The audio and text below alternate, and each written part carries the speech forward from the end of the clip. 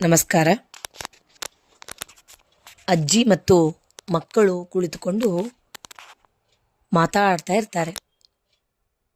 ಮಾತಾಡ್ತಾ ಇರಬೇಕಾದ್ರೆ ಅಜ್ಜಿ ಕೇಳ್ತಾಳೆ, ಏನ್ರೋ ಅದು ಅಷ್ಟು ಜೋರಾಗಿ ಚರ್ಚೆ ಮಾಡುತ್ತಿದ್ದೀರಿ ಅಂತ ಕೇಳ್ತಾಳೆ ಮಕ್ಕಳನ್ನ.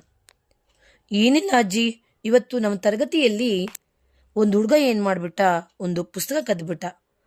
ಅದನ್ನು ನೋಡಿದಂತಹ ಮೇಷ್ಟ್ರು ಏನು ಮಾಡಿದ್ರು, ಎಲ್ಲ ಮಕ್ಕಳ ಒಂದು ಚೀಲವನ್ನು ಜಪ್ತಿ ಮಾಡಿಸಿದ್ರು.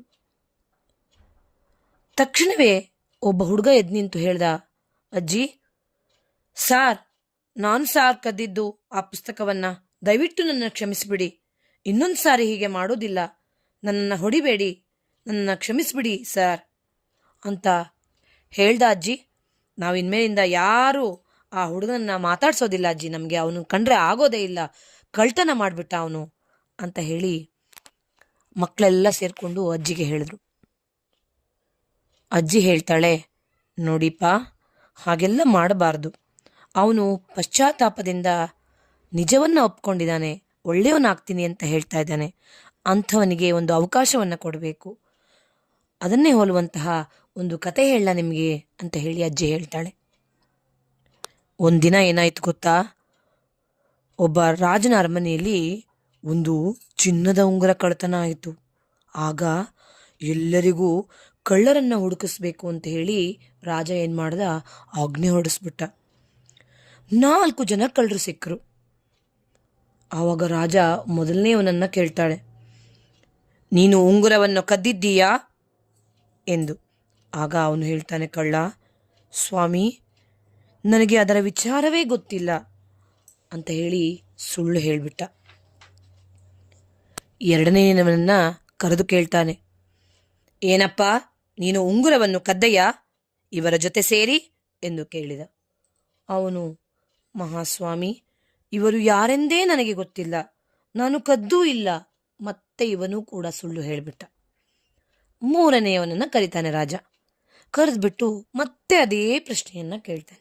ಅವನು ಕೂಡ ಏನು ಮಾಡ್ತಾನೆ, ನನಗೆ ಯಾರೂ ಕೂಡ ಗೊತ್ತಿಲ್ಲ, ಇವರು ನನ್ನ ಮೇಲೆ ತಪ್ಪು ಹೊರಿಸ್ತಾ ಇದ್ದಾರೆ, ನಾನು ಕದ್ದೇ ಇಲ್ಲ ಅಂತ ಹೇಳಿ ಅವನು ಕೂಡ ಸುಳ್ಳು ಹೇಳ್ಬಿಟ್ಟ.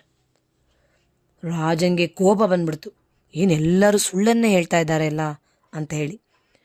ಕೊನೆಗೆ 4ನೇಯವನು ಉಳಿದಿದ್ದ, ಅವನನ್ನು ಕರೆದು, ಏನಪ್ಪ, ಉಂಗುರವನ್ನು ನೀನು ಕದ್ದಿದ್ದೀಯಾ, ನಿಜ ಒಪ್ಕೊಂಬಿಡು ಅಂತ ಹೇಳಿ ಜೋರಾಗಿ ಗದರಿಸ್ದ ರಾಜ.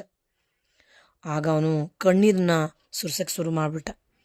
ಅಳ್ಕೋತ, ಮಹಾಸ್ವಾಮಿ, ನಾನು ನಿಜವಾಗಿಯೂ ಉಂಗುರ ಕದ್ದೆ, ನಾವು 4 ಜನರು ಬಹಳ ಸ್ನೇಹಿತರು, ನಾವು 4 ಜನರು ಸೇರಿ ಉಂಗುರವನ್ನು ಕದ್ದಿದ್ದೇವೆ, ದಯವಿಟ್ಟು ನನ್ನನ್ನು ಕ್ಷಮಿಸಿಬಿಡಿ, ಮುಂದೆಂದೂ ಈ ರೀತಿಯಾದ ಕಳ್ಳತನವನ್ನು ಮಾಡೋದಿಲ್ಲ ನಾನು ಅಂತ ಹೇಳಿ ತಪ್ಪೊಪ್ಪಿಕೊಂಡು ಬಿಟ್ಟ.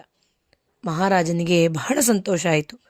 ಯಾಕೆ ಸಂತೋಷ ಆಯಿತು ಅಂತಂದರೆ, ಆ ಕಳ್ಳ ನಿಜವನ್ನು ಒಪ್ಪಿಕೊಂಡು ನಾನು ಕದ್ದಿದ್ದೇನೆ, ನನ್ನನ್ನು ಕ್ಷಮಿಸಿಬಿಡಿ ಅಂತ ಹೇಳಿ ಪಶ್ಚಾತ್ತಾಪದಿಂದ ಅವನು ಬೈತಾ ಇದ್ದಾನಲ್ಲ, ಅದನ್ನು ನೋಡಿ ಅವನಿಗೆ ಖುಷಿಯಾಯಿತು. ಅದಕ್ಕೆ ಅವನು ಏನು ಮಾಡ್ದ, ಆ 3 ಜನ ಸುಳ್ಳನ್ನು ಹೇಳಿದ್ರಲ್ಲ ಆ ಕಳ್ಳರನ್ನು ಕರೆಸಿ ಅವರಿಗೆ ಶಿಕ್ಷೆಯನ್ನು ಕೊಡಿಸಿದ.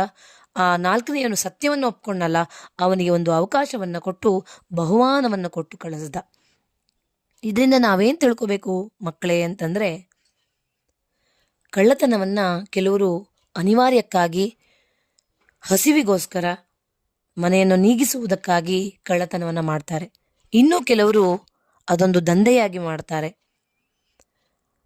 ಈ ರೀತಿಯಾಗಿ ಕಳ್ಳತನವನ್ನು ಮಾಡಿದಂತಹವರು ಸಿಕ್ಕಾಗ ಅವರಿಗೆ ಒಳ್ಳೆಯ ಮಾತುಗಳನ್ನಾಗಿ ಅವರನ್ನು ಪರಿವರ್ತನೆ ಮಾಡಬೇಕು. ನಾವು ಪಶ್ಚಾತ್ತಾಪದಿಂದ ಯಾರು ನಾವು ತಪ್ಪೊಪ್ಪಿಕೊಳ್ತಾರೋ ಅಂತಹವರನ್ನು ಕ್ಷಮಿಸಿ ಒಂದು ಅವಕಾಶವನ್ನು ಮಾಡಿಕೊಡಬೇಕು. ಅವರನ್ನು ಮಾತಾಡಿಸೋದಿಲ್ಲ ಅಂತ ಹೇಳಿ ಅವರನ್ನು ದೂರ ಇಟ್ಟರೆ ಮತ್ತೆ ಅದೇ ತಪ್ಪನ್ನು ಅವರು ಮಾಡ್ತಾರೆ ಅಂತ ಹೇಳಿ ಅಜ್ಜಿ ಹೇಳ್ತಾಳೆ. ಅಲ್ವಾ ಮಕ್ಕಳೇ, ಈ ಮಾತು ಸತ್ಯ ಅಲ್ವಾ? ಎಲ್ಲರೂ ಕೂಡ ಯಾರಾದರೂ ತಪ್ಪನ್ನು ಮಾಡಿದಾಗ, ಒಪ್ಪಿಕೊಂಡಾಗ, ಕಳ್ಳತನ ಅಂತ ಅಷ್ಟೇ ಅಲ್ಲ, ಯಾವುದೇ ತಪ್ಪನ್ನು ಮಾಡಿದಾಗ, ನಮ್ಗೆ ಗೊತ್ತಾದಾಗ ತಪ್ಪನ್ನು ಒಪ್ಪಿಕೊಂಡು ಕ್ಷಮೆಯನ್ನು ಕೇಳಿದಾಗ ಅದಕ್ಕೆ ಒಂದು ಅವಕಾಶವನ್ನು ಕೊಟ್ಟು ಅವರು ಬದಲಾಗುವುದಕ್ಕೆ ಒಂದು ದಾರಿ ಮಾಡಿಕೊಡ್ಬೇಕು ನಾವು, ಅಲ್ವಾ ಮಕ್ಕಳೇ?